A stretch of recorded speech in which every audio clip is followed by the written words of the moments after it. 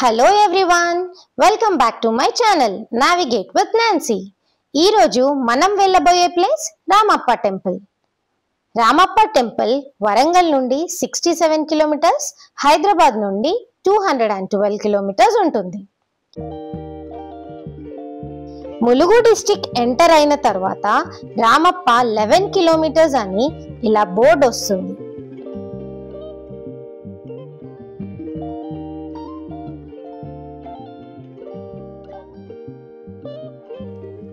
కొంచెం ముందుకు వెళ్ళిన తర్వాత ఇలా ఒక జంక్షన్ వస్తుంది. ఇదే రామప్ప జంక్షన్. రామప్ప జంక్షన్ నుండి మనం లెఫ్ట్ తీసుకోవాలి.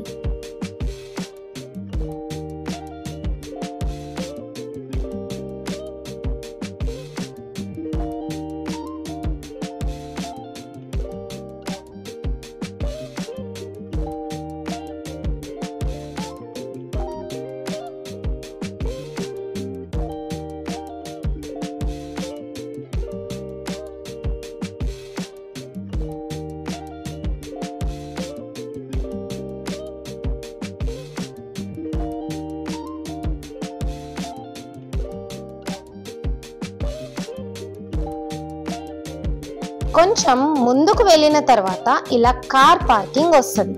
ఇక్కడ వరకే మనకి వెహికల్స్ అలౌ చేస్తారు. తర్వాత మనం బై వాకే వెళ్ళాలి. సైడ్స్ కి ఇలా మనకి టాయ్స్, బ్యాంగిల్స్, చెక్కతో చేసినవి షాప్స్ లో ఉంటాయి.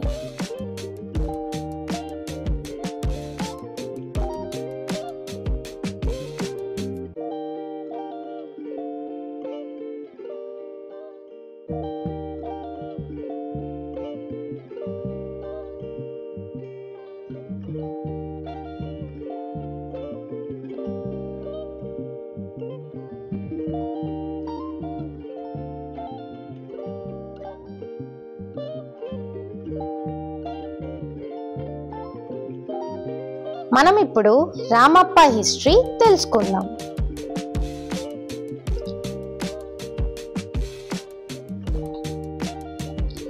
Ramappa temple 11th century Kakatiya సామ్రాజ్యంలో రాణి రుద్రమదేవి తండ్రి అయిన గణపతి దేవ పాలించిన టైంలో ఈ టెంపుల్ కన్స్ట్రక్ట్ చేశారు.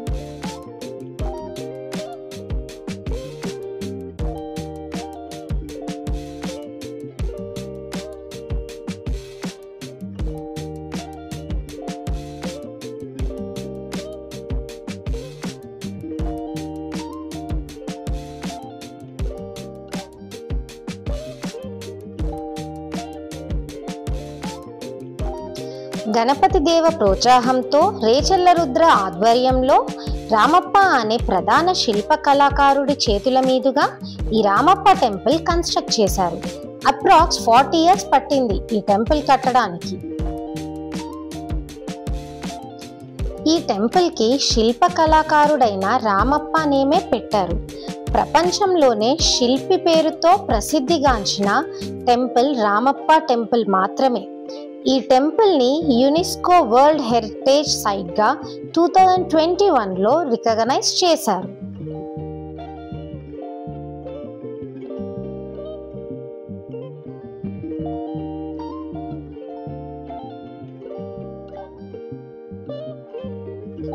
పదండి లోపలికి వెళ్ళి మరిన్ని విషయాలు తెలుసుకుందాం. ఇది శివుని ఆలయం. ఈ ఆలయాన్ని రుద్రేశ్వర ఆలయం అని కూడా అంటారు. ఈ టెంపుల్ కి చాలా ప్రత్యేకతలున్నాయి. మీకు తెలుసా, ఈ టెంపుల్ ని ఫ్లోటింగ్ బ్రిక్స్ తో కన్స్ట్రక్ట్ చేశారు. ఇవి చాలా లైట్ వెయిట్ ఉంటాయి. మనం టెంపుల్ ని చూస్తుంటే కంప్లీట్ గా శిల్పాలతో చెక్కబడి ఉంటుంది. ఈ శిల్పాలు చెక్కడానికి బ్లాక్ గ్రానైట్ స్టోన్ యూజ్ చేశారు.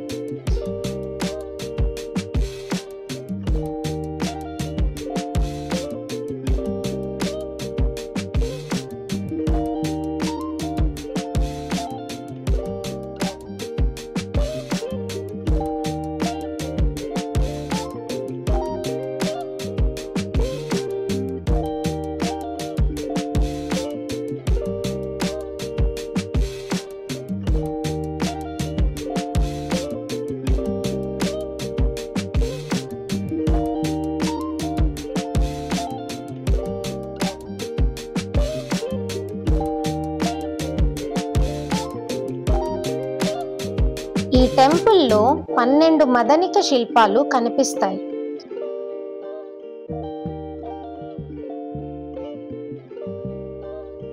గుడి లోపటికి వెళ్ళి చూస్తే మనకి పిల్లర్స్ మీద చెక్కబడిన శిల్పాలు, డిజైన్స్ చాలా బ్యూటిఫుల్ గా ఉంటాయి.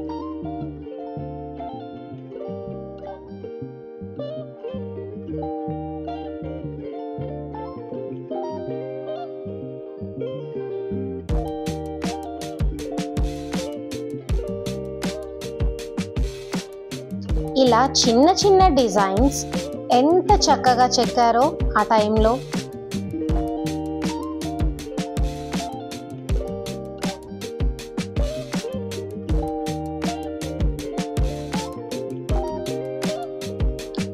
శివునికి ఆపోజిట్ లో నంది ఉంటుంది.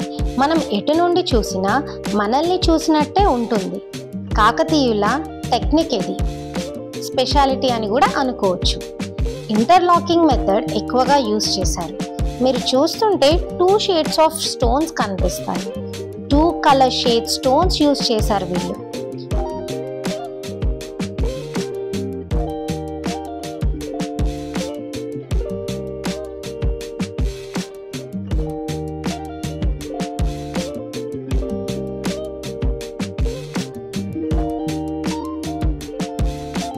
గర్భగుడికి బయట చూస్తే ఇలా మనకి అనీవెన్ గా కనిపిస్తుంది ఫ్లోర్. యాక్చువల్లీ 17th సెంచరీలో మనకు ఎర్త్ క్విక్ రావడం వల్ల ఇలా అయింది. ఎర్త్ క్విక్ ని కూడా తట్టుకునేలా శాండ్ బాక్స్ టెక్నిక్ యూజ్ చేసి కన్స్ట్రక్ట్ చేశారు. అంటే ఈ టెంపుల్ కి పిల్లర్స్ ఉండవు, కంప్లీట్ గా శాండ్ మీద కట్టారు. 8.5 స్కేల్ ఎర్త్ క్విక్ ని కూడా తట్టుకుంది అంటే నమ్ముతారా ఈ టెంపుల్?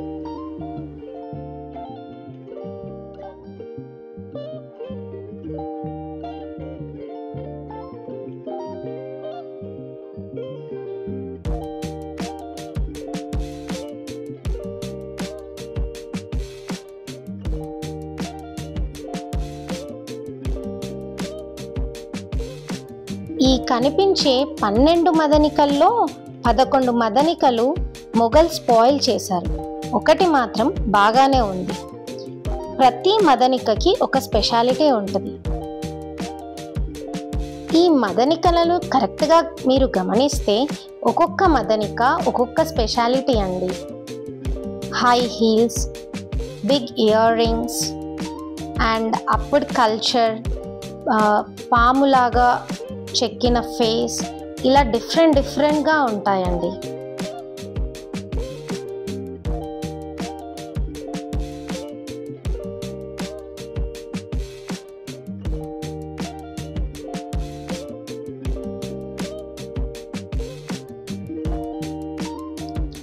శాసనం స్పాయిల్ అవ్వకుండా సపరేట్గా ఒక మండపం కట్టించారు.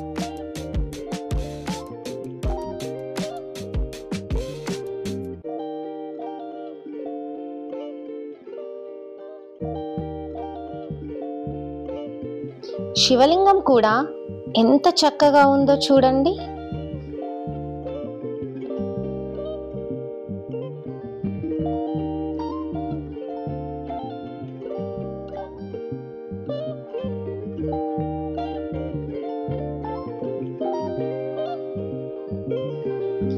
ఈ ఎలిఫెంట్స్ చూడండి, ఆల్మోస్ట్ 526 ఎలిఫెంట్స్ ఉంటాయి. టెంపుల్ కన్స్ట్రక్షన్ టైంలో ఎలిఫెంట్స్ యూజ్ చేశారని వాటి గుర్తుగానే ఇలా ఎలిఫెంట్స్ చెక్కారు. ఇందులో ఉన్న ఈచ్ ఎలిఫెంట్ డిఫరెంట్గానే ఉంటుంది. టెంపుల్ కన్స్ట్రక్షన్ కోసం హెల్ప్ చేసిన ఏ దానిని కూడా వీళ్ళు మర్చిపోలేదు. సూపర్ కదా అసలు. ఎలిఫెంట్స్ అన్నీ ఒకదాని వెంట ఒకటి ఉంటుంది, కానీ అన్నీ డిఫరెంట్గానే కనిపిస్తాయి.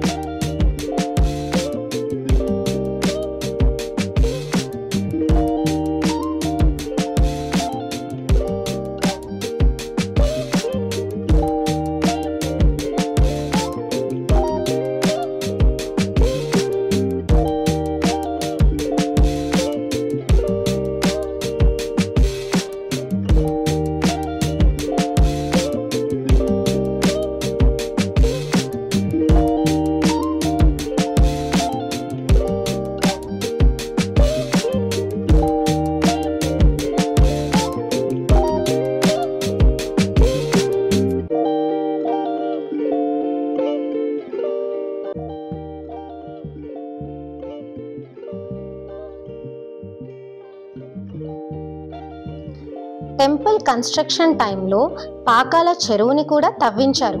ఇప్పటికీ ఇక్కడ ఉన్న విలేజెస్కి ఈ చెరువు నుండే వాటర్ సప్లై అవుతుందంటే నమ్ముతారా? ఇక్కడ మనకి బోటింగ్ పాయింట్ ఉంది అండ్ ఇక్కడ మనకి రూమ్స్ కూడా అవైలబుల్లో ఉన్నాయి. స్టే చేయాలి అనుకుంటే చేయొచ్చు, కానీ ముందే బుక్ చేసుకోవాలి.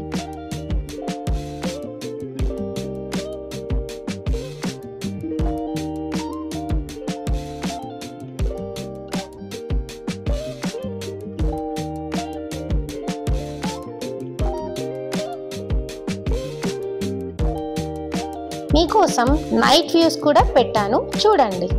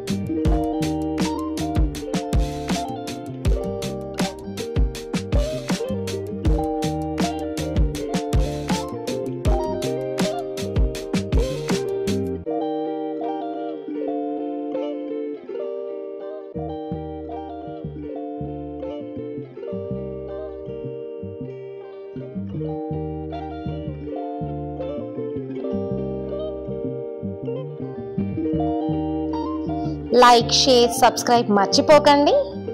మళ్ళా నెక్స్ట్ వీడియోలో కలుద్దాం. బాయ్ మరి.